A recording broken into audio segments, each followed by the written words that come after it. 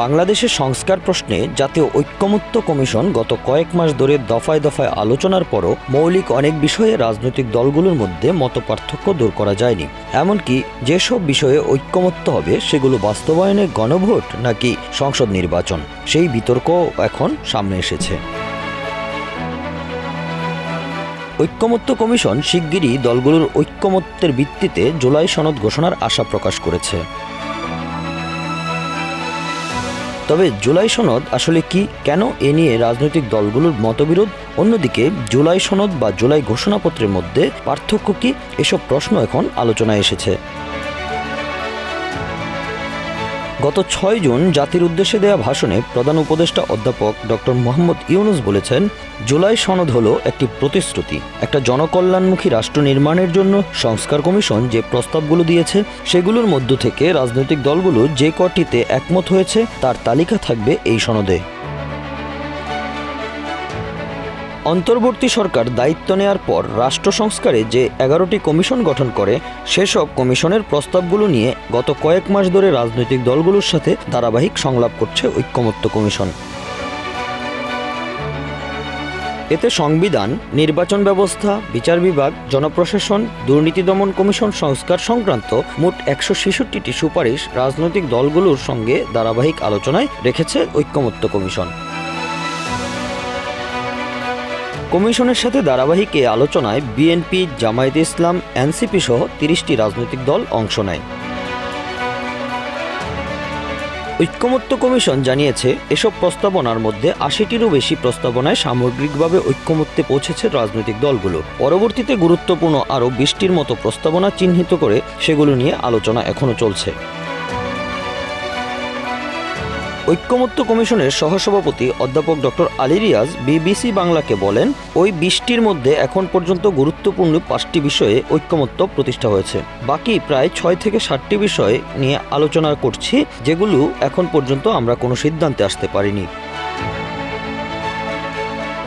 Commission বলছে, গুরুত্বপূর্ণ এইসব প্রস্তাবে বড় রাজনৈতিক দলগুলোকে রাজি করানোর পর এগুলো নিয়ে তৈরি হবে জুলাই সনদ।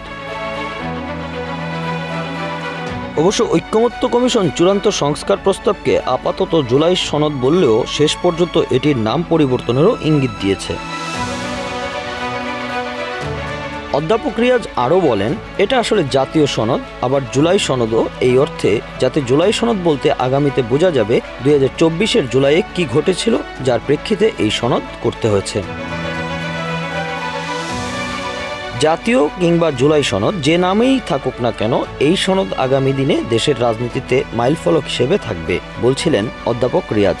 রাজনৈতিক বিশ্লেষকরা অবশ্য এই সনদকে 24-এর গণ অভ্যুত্থানের দালিলিক ভিত্তি হিসেবেই দেখছেন। বিশ্লেষক মহিউদ্দিন আহমদ বিবিসি বাংলাকে বলেন, জুলাই আমাদের যে বার্তা দিল সেটির একটা দলিল থাকা দরকার, সেজন্য জুলাই সনদ থাকা জরুরি। রাজনৈতিক দলগুলোর সঙ্গে দ্বিতীয় ধাপের আলোচনায় যে 5টি প্রস্তাবে সব দল একমত হয়েছে সেগুলো হলো সংবিধানের 70 অনুচ্ছেদে পরিবর্তন, সংসদীয় স্থায়ী কমিটির সভাপতিত্ব, নির্বাচনী এলাকার সীমানা নির্ধারণ, রাষ্ট্রপতির ক্ষমা সম্পর্কিত বিধান সংশোধন এবং হাইকোর্টের বিকেন্দ্রীকরণ। অধ্যাপক আলী রিয়াজ জানিয়েছেন, এই আলোচনায় এখন গুরুত্বপূর্ণ 6 থেকে 7টি বিষয় রয়েছে, যেগুলো নিয়ে রাজনৈতিক দলগুলোর সাথে আলোচনায় এখন পর্যন্ত আমরা কোনো সিদ্ধান্তে আসতে পারিনি। তবুও সেগুলোতে ঐক্যমত্যে পৌঁছানোর চেষ্টা চালিয়ে যাচ্ছি। দ্বিতীয় দফায় ঐক্যমত্য কমিশনের আলোচনায় প্রধানমন্ত্রীর ক্ষমতা, দলীয় প্রধান ও প্রধানমন্ত্রী পদে ভিন্ন ব্যক্তির নিয়োগ নিয়ে প্রস্তাবনা ছিল ঐক্যমত্য কমিশনের। এছাড়াও জাতীয় সাংবিধানিক পরিষদ বা এনসিসি গঠন করে নির্বাচন কমিশন, দুর্নীতি দমন কমিশন, মানবাধিকার কমিশন, সরকারি কর্ম কমিশনের মতো সাংবিধানিক প্রতিষ্ঠানগুলোই নিয়োগের বিষয়বস্তু নিয়েও আলোচনা চলছে রাজনৈতিক দলগুলোর সাথে। কিন্তু এসব বিষয়ে কোনো রাজনৈতিক দল এখনও ঐক্যমত্যে পৌঁছাতে পারেনি বলে জানিয়েছেন বদিউল আলম মজুমদার। ঐক্যমত্য কমিশনের সঙ্গে দ্বিতীয় দফার দ্বিতীয় দিনের আলোচনা শেষে বিএনপির স্থায়ী কমিটির সদস্য সালাউদ্দিন আহমেদ বলেন, সব বিষয়েই যদি ঐক্যমত্য কমিশনের সঙ্গে শতভাগ একমত হতে হয়, তবে এই আলোচনার কোনো প্রয়োজন ছিল কি? তবে এই প্রশ্নে অধ্যাপক আলী রিয়াজ বিবিসি বাংলাকে বলেন, তার মানে এই নয় যে এ নিয়ে আমরা কোনো সিদ্ধান্তে আসতে পারিনি বা এগুলো বাতিল হয়ে গেছে। এগুলো নিয়ে পরে আরও আলোচনা হবে, আমরা যথেষ্ট রকম আশাবাদী। রাজনৈতিক দলগুলোর ঐক্যমত্যের ভিত্তিতে জুলাই সনদ চূড়ান্ত হবে, সেটি কিভাবে বাস্তবায়ন হবে এই প্রশ্ন বেশ গুরুত্বপূর্ণ হিসেবে সামনে এসেছে, কেননা এ নিয়ে ভিন্ন ভিন্ন অবস্থান রয়েছে রাজনৈতিক দলগুলোর। সংস্কার প্রস্তাবগুলো যখন রাজনৈতিক দলগুলোর কাছে উপস্থাপন করা হয়, তখন সেটি বাস্তবায়নের জন্য 6টি আলাদা বিকল্প প্রস্তাব দেওয়া হয়েছিল দলগুলোর কাছে। এক্ষেত্রে নির্বাচনের আগে অধ্যাদেশের মাধ্যমে, নির্বাচনের আগে গণভোটের মাধ্যমে, নির্বাচনের সময় গণভোটের মাধ্যমে, গণপরিষদের মাধ্যমে, নির্বাচনের পরে সাংবিধানিক সংস্কারের মাধ্যমে এবং গণপরিষদ ও আইনসভা হিসেবে নির্বাচিত সংসদের মাধ্যমে। ঐক্যমত্য কমিশনের সংস্কার প্রস্তাবগুলো বাস্তবায়নের একমাত্র পথ হিসেবে জাতীয় সংসদের কথা বলছে বিএনপি, সিপিবি, বাসদ সহ বিভিন্ন রাজনৈতিক দল। অন্যদিকে গণ অধিকার পরিষদ নির্বাচনের মাধ্যমে সংস্কার প্রস্তাব বা জুলাই সনদ বাস্তবায়নের পক্ষে, গণপরিষদ নির্বাচনের মাধ্যমে সংস্কার প্রস্তাব বা জুলাই সনদ বাস্তবায়নের পক্ষে রয়েছে এনসিপির অবস্থান।